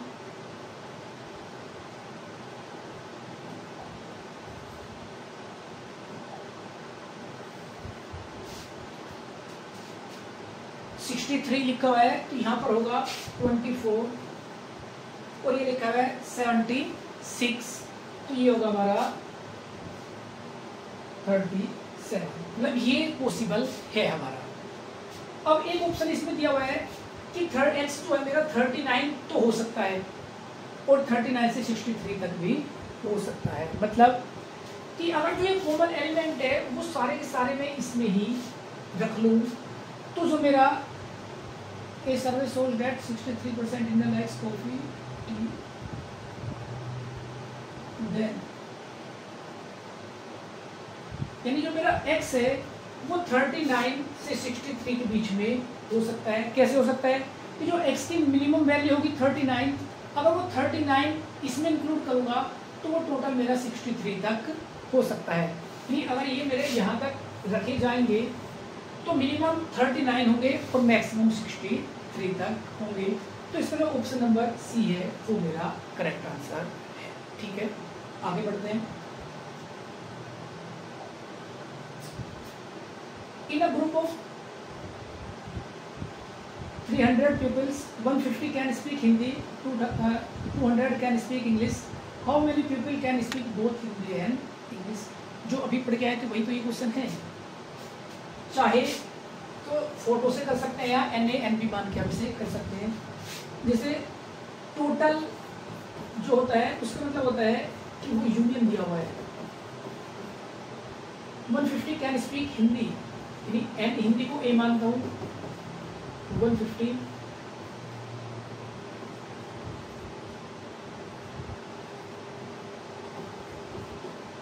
इंग्लिश को NB मानता हूँ। बहुत पूछा है तो ए इंटरसेक्शन भी मुझसे पूछा है, तो बता सकते हैं NA plus NB is equal to NA union B plus NA intersection B। जो इंटरसेक्शन होगा वो इन दोनों के सम में से ये हम घटा देंगे, तो 200 प्लस 150 यानी 350 माइनस 300 50, यही मेरा आंसर होगा। यानी 50 लोग ऐसे हैं जो हिंदी और इंग्लिश दोनों बोल सकते हैं। Option number 20 correct. ठीक है, ये यूपी TGT 2021। देखो TGT के क्वेश्चन अभी आसान ही पूछे जा रहे हैं। TGT के क्वेश्चनों का लेवल थोड़ा हाई होता है, लेकिन जो TGT है वो आपके फॉर्मूला बेसिक क्वेश्चन पूछे जाएंगे। ठीक है, आगे बढ़ते हैं। फिर से थ्योरेटिकल क्वेश्चन है कि in a city 20% of the population travel by car, 50% travel by bus and 10% both car and bus, then person travelling by car और बस। यानी कार और बस से कितने, यानी टोटल कितने लोग, चाहे वो कार से कर रहा हो या बस से कर रहा हो, ये हमें बताना है। ठीक है,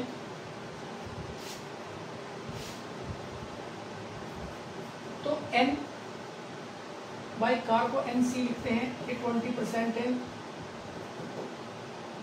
बस से ND लिखते हैं, वो 50% है, और 10% बोथ, तो N B इंटरसेक्शन C वो हमारा 10% है। तो बोथ हमसे पूछा है कि bus, then person travelling by car और बस, कि कार और बस से कितने कितने लोग सफर कर रहे हैं। तो सबसे पहले पता करते हैं हम कि N B यूनियन C कितना होगा। ये होगा हमारा 20 प्लस 50 और माइनस 10, 70 माइनस 10 कि 60% लोग ऐसे होंगे जो दोनों से सफर कर रहे होंगे। तो option number C is correct. ठीक है, यानी 60% ऐसे लोग हैं कि जो बस या कार कोई सा भी एक ऑप्शन चूज कर रहे हैं। ठीक है, या इसे करने के लिए आप एक ऑप्शन और देख सकते हैं कि वेन डायग्राम इसे कैसे समझाएगा। इसे बोलते हैं हम कार और इसे बोलते हैं बस। 10% दोनों में है तो 10% यहां पर होगा। 20% करते हैं कार से, अगर 10 यहां पर है तो 10 ही यहां पर होगा, तभी तो कार का 20% बनेगा। 50% ट्रेवल करते हैं बस से, अगर ये 50 है तो यहाँ पर 40, क्योंकि ये दोनों मिलके ही तो 50 बनेंगे, ये होगा। तो टोटल कितने ऐसे लोग हैं जो ट्रेवल करते हैं, वो कार यूज करते हो या बस यूज करते हो या दोनों यूज करते हो। तो 10 + 10 20 और 40 60% ऐसे लोग होंगे जो हमारे कार और बस दोनों यूज करते हैं, यानी जो ट्रेवल करते हैं। ठीक है, अगला क्वेश्चन देखते हैं। तो देखो ये और बेहतरीन क्वेश्चन है कि एन ए इंटरसेक्शन बी वो 10 है, ए इंटरसेक्शन सी वो 30 और B intersection C 20। Find the greatest possible value of A intersection B intersection C. देखिए वेन डायग्राम से करेंगे, ये ए, ये बी और ये सी, ए बी और ये सी।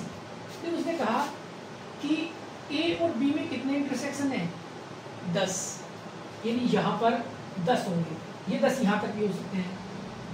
ए और सी में 30, अभी मैं यहाँ पर लिखता हूँ 30, और बी और सी में हो सकते हैं ये 20। तो मुझसे पूछा है कि find the greatest possible value A B C, इसमें अधिकतम कितने पॉसिबल हमारे ये हो सकते हैं। देखो इनमें से जो लोअर वैल्यू होगी वही यहाँ पर आ सकती है। अगर मैं ये मानता हूँ कि ये 10 हमारा यहाँ पर आ जाए, यहाँ 0 हो, टोटल 30 था तो यहाँ पर 20 हो जाएगा, यहाँ पर 20 था तो यहाँ पर ये 10 हो जाएगा। तो 10 10 ये 20 बन जाएगा, 10 20 ये 30 बन जाएगा, और 10 0 ये 10 बन जाएगा। तो मैक्सिमम जो होगा वो 10 मेरा आंसर होगा, यानी 10 यहाँ पर अधिकतम हो सकते हैं। बात समझ में आई कि नहीं? फिर से एक बार बताता हूँ, ये मुझे नया डायग्राम यूज करना था। तो ए बी सी, यहाँ पर इन दोनों में 10 हो सकते हैं, ए और सी में 30 हो सकते हैं, और बी और सी में 20 हो सकते हैं। अब यहाँ पर 2 क्वेश्चन बन सकते हैं, एक तो ग्रेटेस्ट पूछ सकता है, एक मुझसे मिनिमम पूछ सकता है। तो मिनिमम के लिए तो अगर मैं यहाँ पर 0 लिख दूँ, अगर मैंने यहाँ पर 0 लिख दिया तो केवल यहाँ पर इन दोनों का कॉमन 10 होगा, इनका कॉमन 30 होगा, इन दोनों का कॉमन 20 होगा, यानी तीनों का इंटरसेक्शन मिनिमम यहाँ पर 0 होगा। तो कभी भी किसी क्वेश्चन में आपसे मिनिमम पूछा जाए तो इसका मतलब ये 0 ही मेरा आंसर होगा। अगर मुझसे मैक्सिमम पूछा जाए, मैक्सिमम कितना हो सकता है, तो जो ये 10 है, ये भी तो पॉसिबल है कि ए और बी में 10 कॉमन है और वो 10 मेरा यहाँ पर लिखा हुआ हो, तो भी तो ए और बी का कॉमन 10 है। फिर ए और सी में 30 है, ए और सी में 30 है, अगर 10 यहाँ पर लिखे होंगे तो 20 यहाँ पर भी लिखे हो सकते हैं, तो भी तो दोनों में 30 कॉमन होंगे। बी और सी में 20, बी और सी में 20, अगर 10 यहाँ पर है तो 10 यहाँ पर भी हो सकता है, और यहाँ पर मानो 0। तो जो मेरा ग्रेटेस्ट कॉमन होगा, तीनों का इंटरसेक्शन होगा, वो मेरा 10, नहीं मैक्सिमम हमेशा 10 होगा और मिनिमम हमेशा 0 होगा। ये मेरा मिनिमम होगा और ये मेरा मैक्सिमम होगा। तो मिनिमम और मैक्सिमम दोनों क्वेश्चन इससे पूछे जा सकते हैं। ठीक है, समझ में आया आपको? आगे बढ़ते हैं। फिर वही क्वेश्चन, इस बार तीनों का इंटरसेक्शन दिया हुआ है, देखिए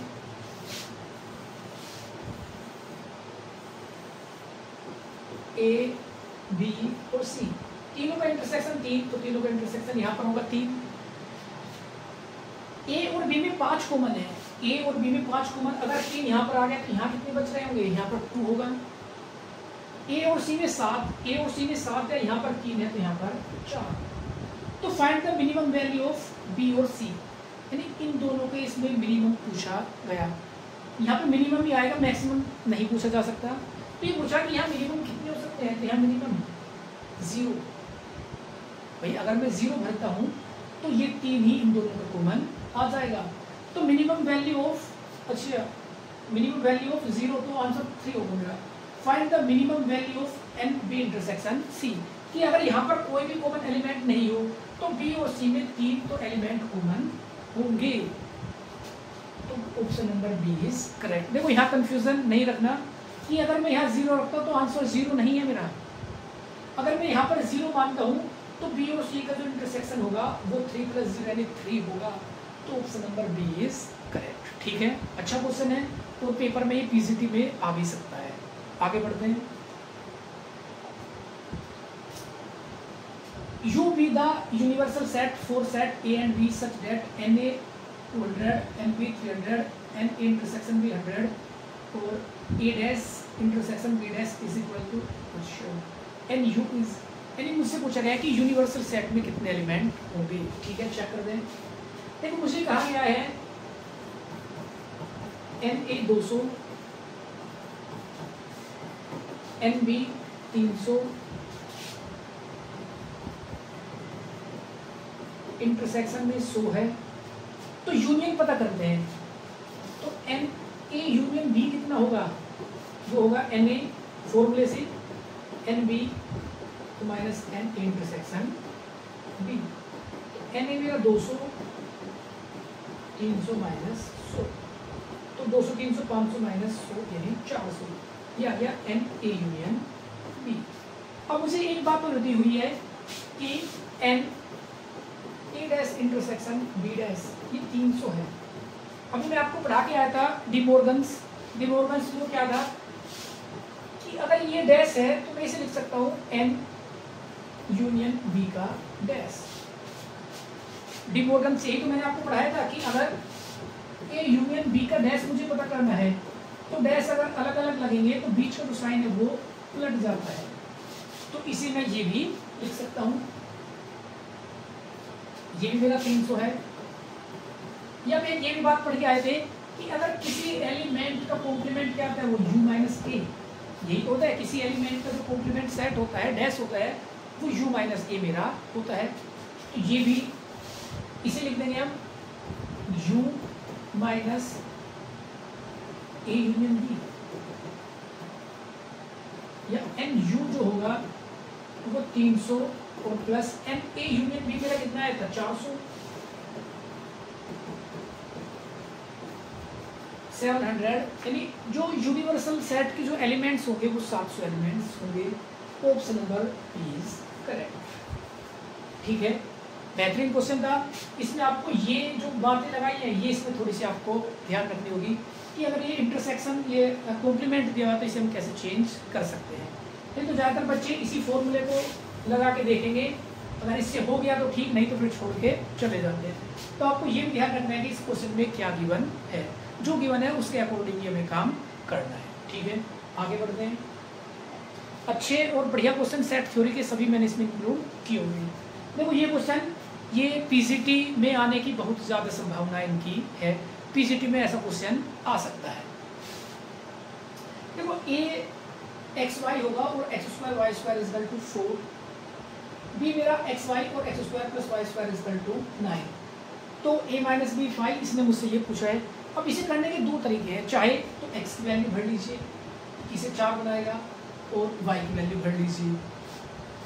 या दूसरा तरीका, सबसे पहले दूसरा तरीका आपको समझा रहा हूँ। देखो ये लिखा हुआ है X square plus Y square, X square plus Y square is equal to 4 को लिख सकते हैं 2 का स्क्वायर, और एक सर्कल की इक्वेशन है जिसका रेडियस 2 है। एक मेरा सर्कल बनेगा जिसकी रेडियस 2 होगी। फिर ये लिखा है X square plus Y square equal to 9 को लिख लेंगे 3 का स्क्वायर, तो एक दूसरा सर्कल होगा जिसकी रेडियस 3 होगी। यानी इसके एलिमेंट यहाँ पर होंगे कहीं पर, इसके एलिमेंट यहाँ पर होंगे। तो क्या ये एक दूसरे को कॉमन करेंगे? बिल्कुल नहीं करेंगे, दोनों ये अलग है और वो अलग है, ये कहीं पर इंटरसेक्ट नहीं कर रहे। तो सबसे पहली बात कि इन दोनों में कुछ भी कॉमन नहीं, मतलब ये कुछ ना कुछ इनमें कॉमन है, तो ये वाली बात गलत। भाई ए इंटरसेक्शन बी क्या है, फाई है, ये अलग एलिमेंट होंगे और ये अलग एलिमेंट होंगे, तो दोनों का इंटरसेक्शन फाई होगा। अब फाई होगा तो ये फाई नहीं है तो ये ऑप्शन गलत हुआ, फाई होगा तो ये एक इक्वल है तो ये भी ऑप्शन नहीं होगा, यानी दो ऑप्शन तो हमारे कैंसिल आउट हुए। अब पता करते हैं ए में से बी घटाएंगे, अगर इसी मानता हूं मैं ए और इसी मानता हूं मैं बी, अगर ए में से बी घटाएंगे, देखो ए कुछ एलिमेंट अलग होंगे, बी कुछ अलग होंगे। भाई ए में मैंने कहा अपनी मर्जी से, जैसे मैंने कहा दिया 1 2 3 ऐसा कुछ आ गया, बी में मैंने बोल दिया एक्स वाई जेड, मतलब अलग अलग होंगे, वो अलग ये अलग। तो जब मैं a माइनस बी करूंगा तो घटाने का क्या तरीका मैंने आपको बताया था कि ए और बी के जो एलिमेंट कॉमन होंगे उन्हें काट करने के बाद ए के एलिमेंट ही हमारे शेष बचेंगे। अब कटेगा कोई नहीं तो क्या बचेगा, वो एलिमेंट ए ही मेरे वापस बच जाएगा।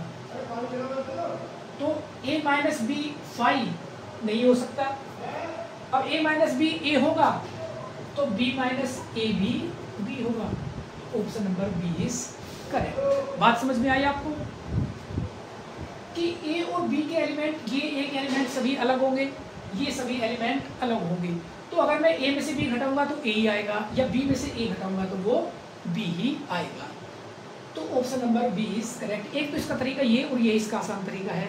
या दूसरा तरीका कि अगर मैं x को 0 भरता हूं तो y मेरा प्लस माइनस 2 हो सकता है, 2 भी हो सकता है तो माइनस 2 भी हो सकता है, और अगर मैं x को प्लस 2 लिखूंगा तो y 0 या ये माइनस 2 0, यानी a में ये एलिमेंट हो सकते हैं। ऐसे ही इसमें 0 3 0 माइनस 3 और 3 0 3 माइनस 0, यानी ये दोनों जो एलिमेंट्स होंगे वो अलग अलग हमारे बनेंगे। अलग अलग बनेंगे तो उनमें से अगर a में से b घटाएंगे तो वो a ही आएगा। भाई a में से अगर मैं b घटाऊंगा, यहाँ पे 3 लिखा होगा तो वो a ही आएगा, b में से a घटाऊंगा तो वो b ही आएगा। दोनों का इंटरसेक्शन फाई होगा, तो इसमें जो है फाई नहीं है तो ये भी नहीं होगा, दोनों का इंटरसेक्शन फाई है तो a तो वो हो ही नहीं सकता, तो ऑप्शन बी इज करेक्ट। ठीक है, बेहतरीन क्वेश्चन है, और जो पीसीटी है उसमें ये क्वेश्चन पूछा जा सकता है, ये नहीं तो इसके जैसे मैंने अभी और क्वेश्चन इंक्लूड किए हैं उनमें से कोई एक क्वेश्चन इसमें आ सकता है। आइए बढ़ते हैं आगे। अच्छा, यूपी टीसीटी 2009 का ये क्वेश्चन है, टीसीटी है तो थोड़ा आसान होगा ऑब्वियसली। इससे कहा हुआ है ए इज इक्वल टू, ए जो है वो 5 से छोटा होगा तो 1 2 3 4 और 5, बी में 1 2 3 और ये 10 तक, और जो सी है वो 2 से बड़ा हो और 6 से छोटा हो। अगर 2 से बड़ा हो तो 3 4 और 5, 6 से छोटा। फिर मुझसे पूछा है बी इंटरसेक्शन सी, बी और सी का इंटरसेक्शन करेंगे तो 3 4 5 दोनों का कॉमन आएगा, यानी बी इंटरसेक्शन सी जो होगा वो 3 4 और 5। अब ये घटाना मुझे ए में से, तो 1 2 3 4 5 में से अगर हम 3 4 5 घटाएंगे तो क्या बचेगा, 1 और 2, क्योंकि जो कॉमन होंगे वो हट जाएंगे, कट जाएंगे, और जो पहले वाला होता है उसी के एलिमेंट बचते हैं, तो 1 और 2 बचेगा, यानी ये जो होगा ये 1 और 2। कहाँ पर लिखा है, option number C is correct. TCT का आसान क्वेश्चन है कि और वही डिफरेंस आपको आना चाहिए और यूनिवर्सल और इंटरसेक्शन आना चाहिए। तो ज़्यादातर सेट थ्योरी में हमें हमेशा डिफरेंस या यूनिवर्सल या इंटरसेक्शन इन्हीं की बातें चलती है। ठीक है, आगे बढ़ते हैं। ये यूपीटीसीटी 2009 और 10 दोनों साल में क्वेश्चन पूछा गया है। इन्होंने x दिया है, y दिया है, z दिया है, और which of the following is false, कि इनमें से कौन सी स्टेटमेंट फॉल्स है ये हमें बताना है।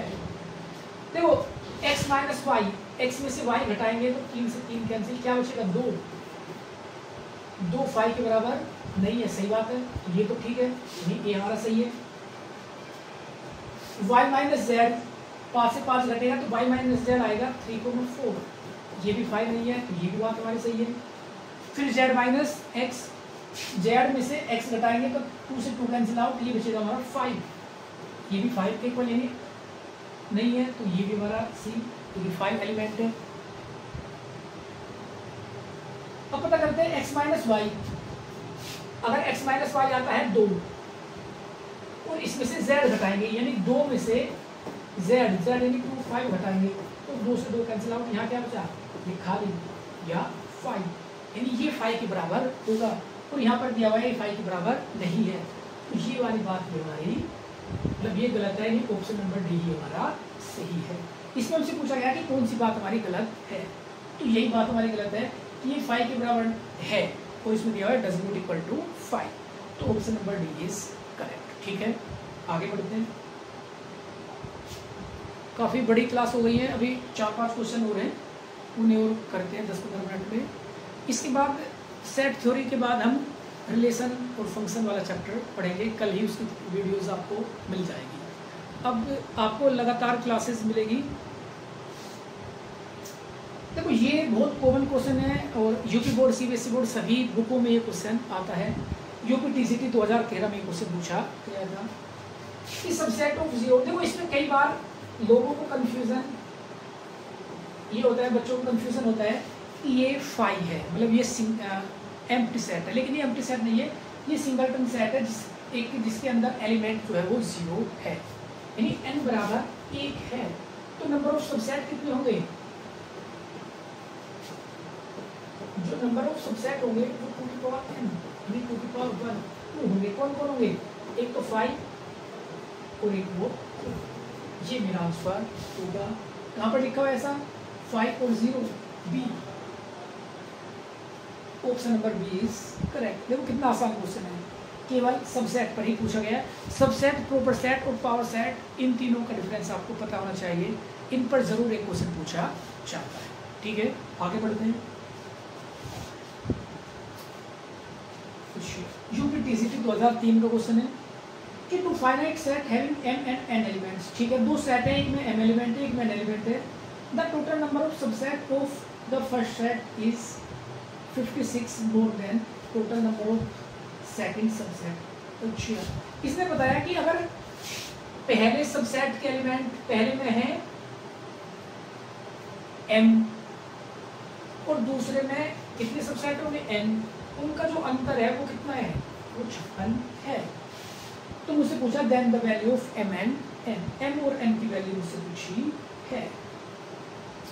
देखो इसको सोल्व करने के लिए सबसे आसान तरीका है, आप ऑप्शन पिक करिए, m और n जो भी वैल्यू उसे सेटिस्फाई करेगी वही मेरा आंसर आ जाएगा।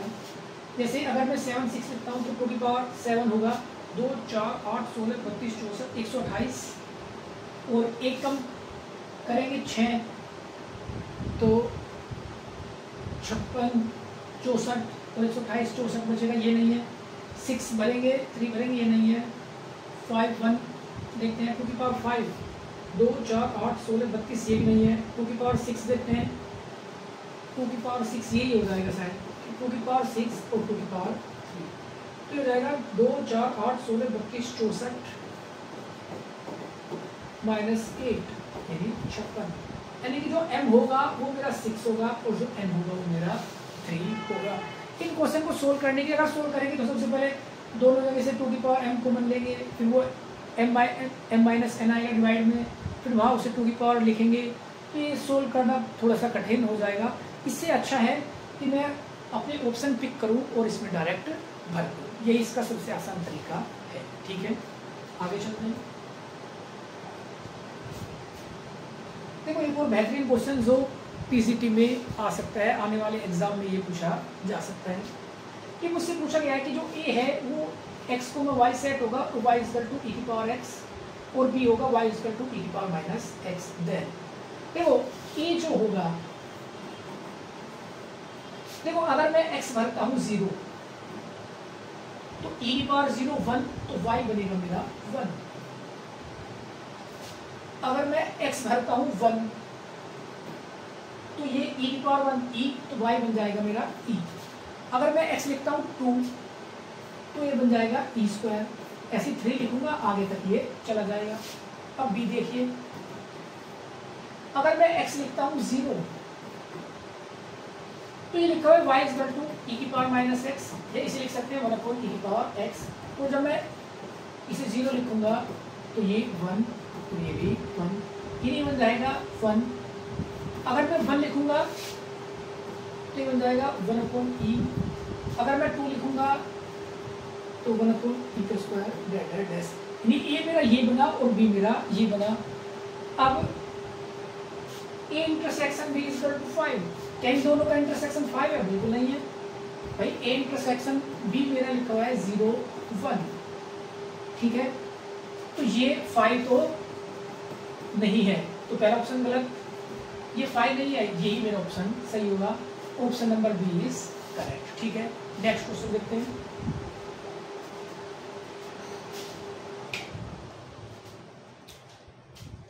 अगला क्वेश्चन देखते हैं, ये भी सेम ऐसा ही क्वेश्चन है कि a is equal to x y, y is equal to 1/x और ये लिखा है y is equal to -x। देखते हैं, अगर a में मैं x भरता हूं 1 तो y भी 1, x लिखता हूं मैं 2 तो y 1/2, 3 लिखेंगे तो y 1/3 डैश, ठीक है। इधर देखते हैं b क्या बनेगा मेरा।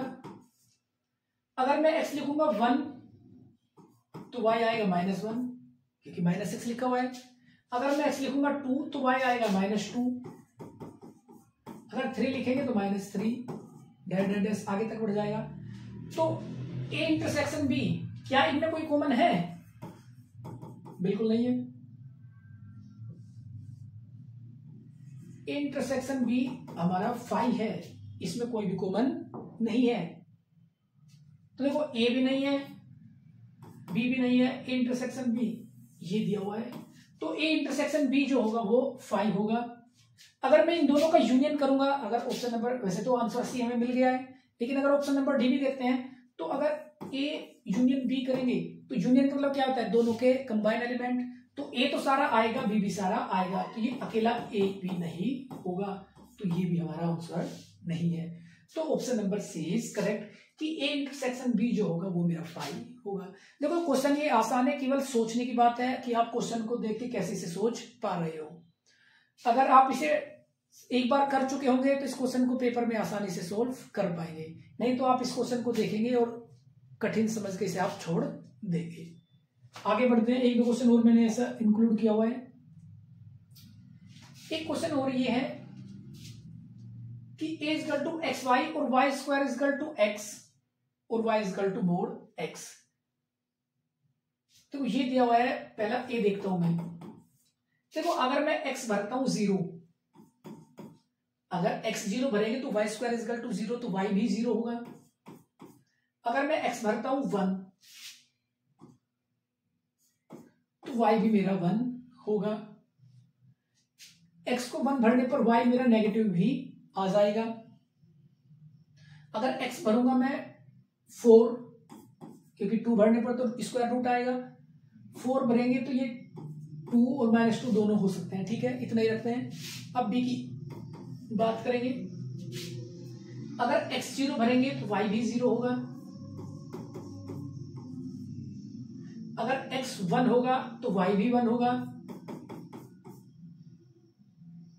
और x मेरा -1 होगा